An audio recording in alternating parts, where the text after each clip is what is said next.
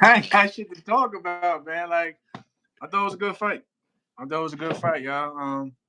Like I said, my Lamont's performance doesn't give me any like moral, victory, nothing like that. I was just saying though, like my main thing was like I didn't like the fact that people were trying to just shit on Lamont because I beat him. Like that's basically trying to say like I was just some type of whatever. But nah, I mean I thought it was a good fight. I wasn't scoring it. I'm gonna just say that. I'm gonna say that, but I knew it was tight. I wasn't scoring it, but obviously, like everyone else, for the most people feel if that knee or whatever would have counted, that damn sure would have been a huge difference in the way the scores are ran. So Yeah. So what do you think about that knee, by the way? What's your thoughts on it? um, it's definitely like I said. I mean, I know everyone pointed out to the Floyd and Hernandez fight. So like I said, like because like at the end of the day, boxing has rules. You know what I'm saying? So those are usually the rules. Like even if you're not hurt, if you take a knee, whatever, you know what I'm saying, that's still that's technically a knockdown. But also, I think I seen somewhere that it all depends on what the referee, you know, what I'm saying, calls it whatever. But at the same time, it's usually a knee is a knee, whatever is considered a knockdown. It's just the rules of boxing, just boxing in general. Mm, hmm. Like like when you get hit in the balls.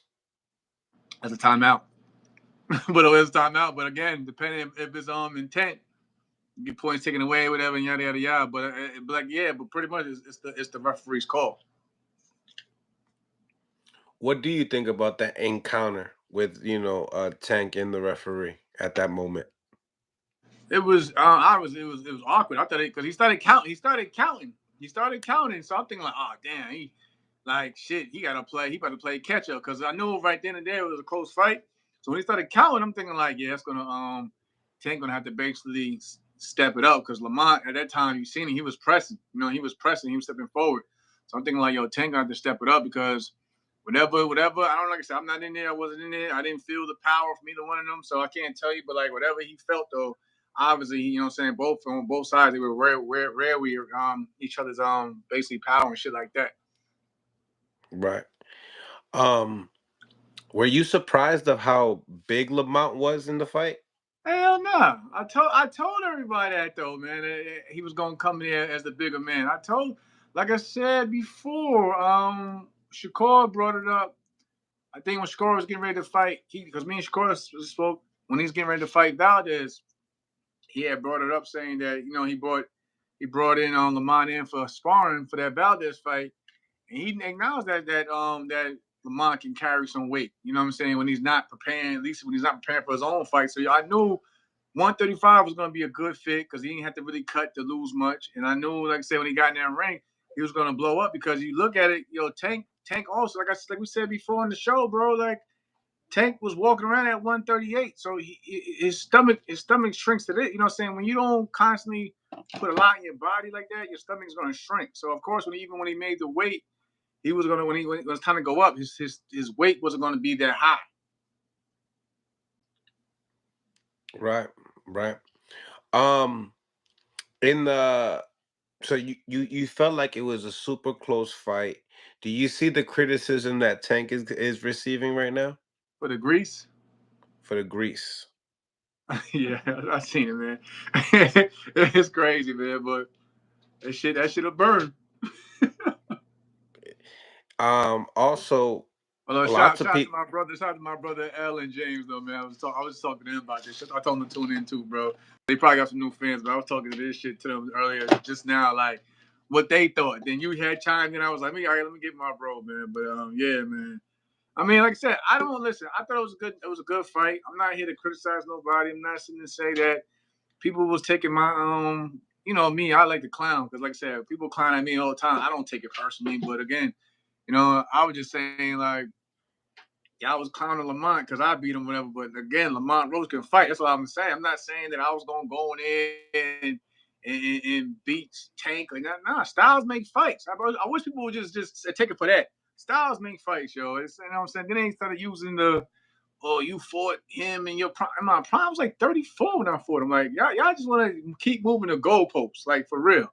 Stop moving the goalposts. Boxing is boxing, you know what I mean? Like same time, it could have been, you know what I'm saying, yesterday, today, as a fighter, you're still gonna feel that you still, you know what I mean. Of course, we learn over time, but you still gonna feel like you got the kryptonite to beat whoever. So I don't really care what people are saying about how long ago it was. It was my first. It was for one. It was my first. It was my first title defense. He was my mandatory. He was the #1 contender in the WBO. He was undefeated, 10 years. Like what y'all want me to What y'all want me to keep saying? I'm not sitting there saying that, you know. And again, I moved on. Fort Frampton is probably another one of my biggest wins. So I don't really care about, you know what I'm saying, people feel about that fight, whatever. I still went on to do other things. And I still fought everybody put in front of me. Like y'all can sit there and say that, well, you lost to Shakur. Y'all favorite fighter don't even want, some of y'all favorite fighters don't even want to fight Shakur. Shit, I don't. Yo, Shakur tell you himself when they sent when they sent, you know what I'm saying, they forced their mandatory. They gave me like, I think it was WO. I probably got the email still. They gave me like 10 days after, like the day I beat Frampton. Never forget. That next morning, I had got an email from the WO, and they basically was like, "You gotta fight Shakur." It took me but like a few days to be like, "Go ahead and make the fight." It wasn't, you know what I'm saying. It didn't take me that long. But some of y'all favorite fighters be there dragging their feet. Mm. So I don't Tell care me. what they say about me. I'm cool. So tell me, since you fought Roach and looking at that performance per se, how much better do you think he got? A lot better. I think for the most part he got more better. Again, when we were speaking on it about once you become a world champion, your confidence level goes up a few notches. So I think like the minute he got his world title is when you really start to see like that confidence where he feels like he can hang with the best out there. So I wouldn't know. Say, of course, every fight's a learning process, but I felt like he definitely learned a lot, and especially a lot more when he beat Hector Garcia for that world title, and it took his mentality to another level because boxing is more mental than physical. Mm-hmm. Mm-hmm. Speaking about the mental and physical, uh, were you surprised of, some of the shots that, Tank gave Lamont Roach as far as his beard is concerned, and vice versa? Did you see Tank getting buzzed a few times? Something that you didn't see ever in Tank's game. Hey, for y'all watching, y'all see, I felt I got hit by Lamont too. 11th round caught me with a good one. So the man can hit. He may not be a Tank or a Tyson, but whatever you may want to put it.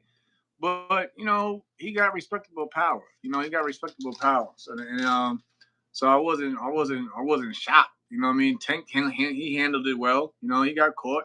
And the same thing was up for Lamont. Lamont took some flush shots from Tank on the chin well, and he handled it. You know what I mean? He handled it like a pro and kept it moving. That's why I thought it was a good fight. It was both solid work from both of them. So I thought it was a good fight. Who would you favor in the rematch? I probably think the rematch probably plays out the same. It's gonna be tight. It's gonna be tight until the first one makes that mistake. That's just like that. But bro, what did we speak about? I said it could be one of those fights like Pacquiao Marquez, meaning that it's two guys. They know each other. They're very familiar with each other. Like I said, what I say, Pacquiao was going through everybody, knocking everyone else left and right, not named Marquez. Whether it was Antonio Margaritos, everybody, he was knocking everybody out. But when you get a guy in there who's basically not afraid of you, who knows you, who's familiar with your style, you know what I mean? Like I say, even though they only fought once as a pro, but these guys they grew up together. They fought. They had close fights as amateurs. They sparred together. You could just tell like Lamont wasn't going in there looking for the payday. He was really, trying to cement his own name and his legacy, and I respected him as a fighter for that. So I think that again, if they do a rematch, it plays out pretty much the same way until the first one makes the mistake. You know what I mean? And there's nothing against Tank. You know what I'm saying? I like Tank. Like I said, I thought he was gonna pull out the victory, but like you said, he wasn't quick to want to take that rematch or whatever. So we'll see. What is your thoughts on that? Because a lot of people have mixed emotions on that. I mean, like I said, it's Lamont. He probably has that style that just frustrating, and that it's the heat of the moment. You know what I'm saying? So Ted could probably wake up tomorrow and have a totally different opinion if he wants to move forward with that. But like in the heat of the moment, it's probably a, frustrated night. He's never had a draw. You know what I mean? It's a guy that that is only a few hours from where he grew up at. You know what I'm saying? So like I said, it's a lot of home. It was a lot of hometown bragging rights with that fight. You know what I mean? It just didn't play out in either their favor. But again, Lamont Roach's stock, of course, grew a lot high, and even from the beginning in the ring with Tank when he was telling him about the whole thing with his eye. The crowd wasn't happy with him at the time. So, of course, he probably just got, at the time, just emotions that he just didn't want to deal with, even speaking about, at that time, a rematch with Lamont Roach. But I can see it happening. I can see them offering a lot of money for it to happen because of the outcome of the fight. Mm, mm. Um, so this is the should Lamont stay at 135 or should he, because his stock is pretty high there. I say this. I say this. It has to make sense. There's no need to stay at 135 if there's no lucrative opportunities. That's just my opinion. If you could go down back to 130 and defend your world title, and say whatever, and still make good money. You know what I mean? Either way, his stock gonna be good. But if you're gonna stay at 135 and give you a title, like I said, let it be the Shakur fight. You see him and Shakur saying they're willing to fight each other. So if he don't get the rematch with Tank and he don't get the rematch, he don't get the matchup with Shakur, I don't see no reason why he doesn't go back to 130 unless he's having issues making the weight. You know what I mean? It's the only thing. But other than that, his stock is pretty much good with either the decision. And pretty much he can call.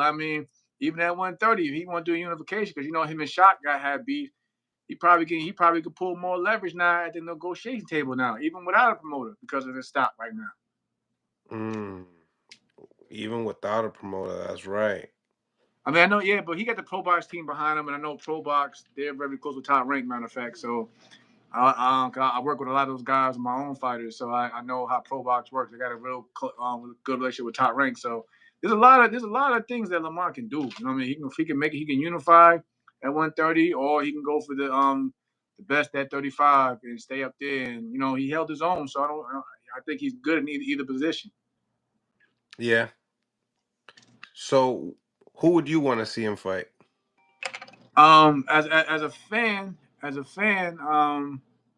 probably rather see him fight Tank or Shakur at 35. But of course, if you go down to 130, he got some bad blood with Shock. Some of them that maybe Shock or whatever. But I'm saying, other than that, I don't know. I know everybody talking. I'm saying, people wanted me to get back, but I'm just being realistic. Like, you know what I mean? Yeah, no, I like that. Who would you favor in that fight? Which one? Um, Shock and Lamont. I probably would lean towards Lamont.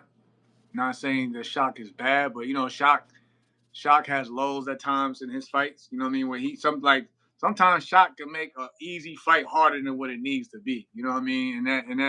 And that always, for some reason, even when he lost the fight, people thought he didn't the Consejo fight. Even though people felt he should have got the victory, it was just probably those little dead moments, some dead spots when he got a little careless against what's my man that he fought? Damn. Abraham Nova. Even with the Nova fight, like, you know what I'm saying, like there'd be spots where he make it harder than what it needs to be. So, like, Lamont, he might capitalize on shit like that, especially, like, again, he coming off a good performance that he did last night. He's gonna go in every fight forward with a different mindset. That's what I mean. Like, that mind what I'm saying, can put you leaps and bounds ahead of the competition if you have a strong mindset. Mm-hmm. Mm-hmm. What do you think about Gary Russell Jr. and Ryo? That was a good. I think I'm glad you mentioned that. I think that's a fight that not too many people, obviously, because the main event always takes it away the attention. But that's a fight that I think more people should be talking about. The performance of Gary Russell, like, he dominated. Dominant. It wasn't even like I said. I'm thinking, like, Ryo was gonna be in the hole. Man, he took whatever confidence Ryo had. He took that away early, and he did whatever he wanted to. You know what I mean? He just looked sharp. He looked sharp. Shout out to his older brothers. Older brother did a hell of a good job in the corner. So I think, and like I said, more importantly, I think Gary is is going to be a hard outing for anybody. You know, any of those top guys at 140. If he continues to look like that or better, it's going to be hard to for anybody to face. Yeah.